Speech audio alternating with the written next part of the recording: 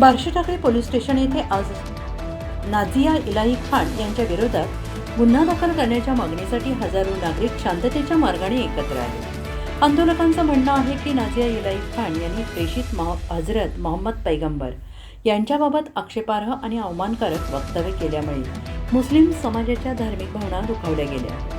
दुपारी सुमारे 3 वाजण्याच्या सुमारास मोठ्या संख्येनं नागरिक बार्शी टाकळी पोलीस स्टेशनमध्ये दाखल झाले आणि संबंधित व्यक्तीविरोधात कायदेशीर कारवाई करण्याची मागणी करत निवेदन सादर केले. उपस्थित नागरिकांनी सांगितलं आहे की कोणत्याही धर्माबाबत किंवा धार्मिक व्यक्तिमत्वांबाबत अपशब्द वापरू नयेत. आंदोलनादरम्यान नागरिकांनी शांततापूर्ण पद्धतीने आपल्या मागण्या प्रशासनासमोर मांडले. आंदोलनादरम्यान नागरिकांनी शांततापूर्ण पद्धतीने आपल्या मागण्या प्रशासनासमोर मांडल्या. सर्व धर्मांचा सन्मान राखला जावा आणि कोणत्याही व्यक्तीने दुसऱ्या धर्माच्या श्रद्धास्थानांविषयी किंवा धार्मिक भावनांविषयी आक्षेपार्ह वक्तव्य करू नये अशी मागणी यावेळेस करण्यात आली.